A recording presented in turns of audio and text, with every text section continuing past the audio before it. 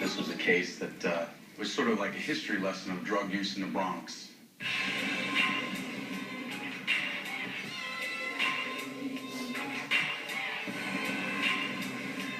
Heroin was big in the late 60s and through the 70s.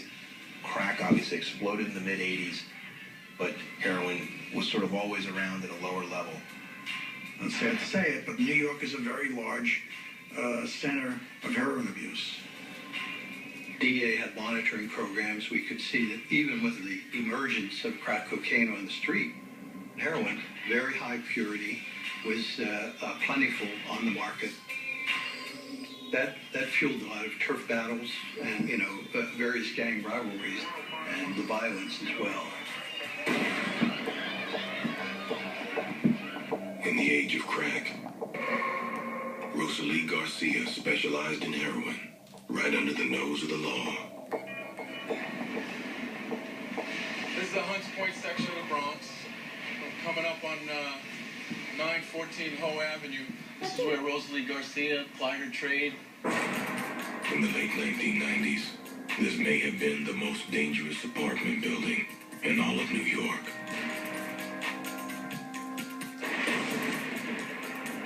About a dozen murders in this one building alone. Detectives talk about the killing in the lobby where there was so much gun smoke they couldn't even find the victim when they came. At one point, there was a rooftop sniper who was picking off people on the ground. Back in 1998, cops were chasing a suspect across the rooftop here, and he jumped and fell to his death right down in the lobby here, 914 Hoe. The violence was happening 1 block over from a schoolyard.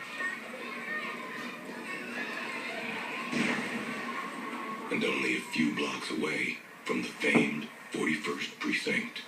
The police station was given a nickname in the 70s by the cops who worked this beat. It was a lonely outpost in a neighborhood overrun with murder, drugs, and gang warfare.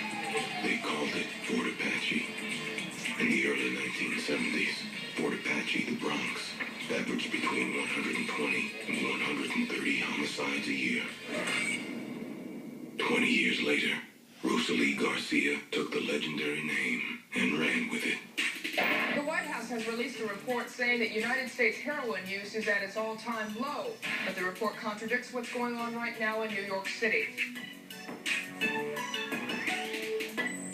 She was the head of a street heroin operation in the Bronx. She would get wholesale heroin, cut up the heroin. They had actually put stamps on the heroin, Fort Apache. It was sort of a way to sort of mock the local police department. The Hoe Avenue gang sold Fort Apache in tiny $10 bags in open defiance of the law.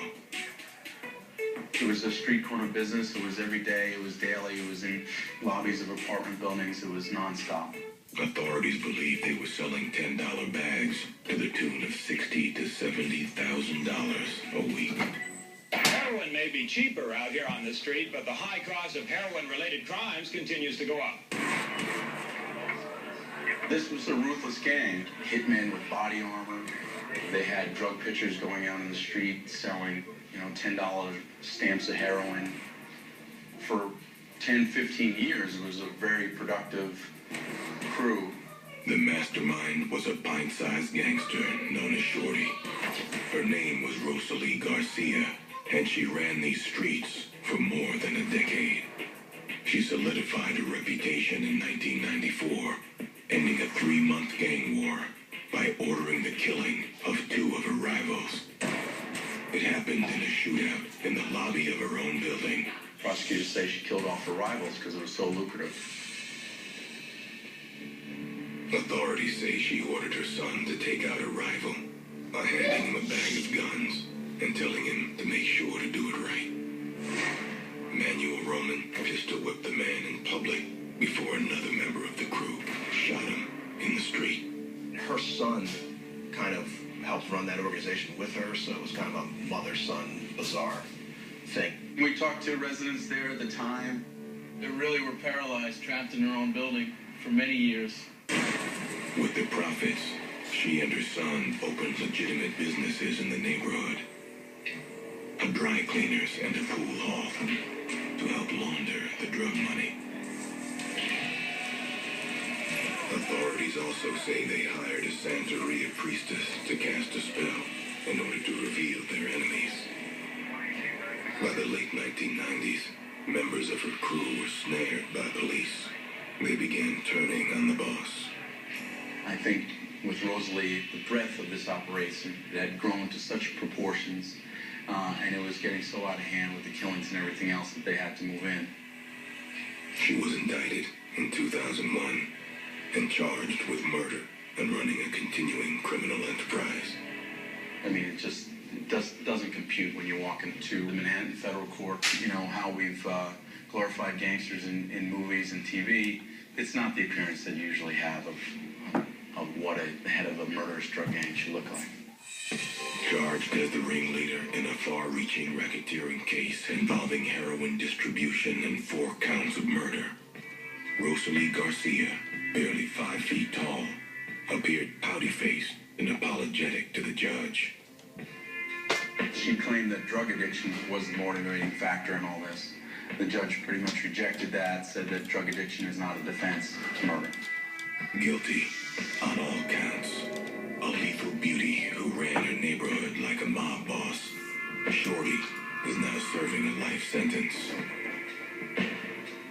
Rosalie Garcia really destroyed life for a lot of people in this neighborhood for many years. You know, this place was just gripped by fear. But New York is a resilient place, and New Yorkers are resilient, and that's why this neighborhood is sort of coming back now. While Rosalie Garcia never left her fiefdom near Fort Apache, the Bronx, 2 other notorious female gangsters plied their trade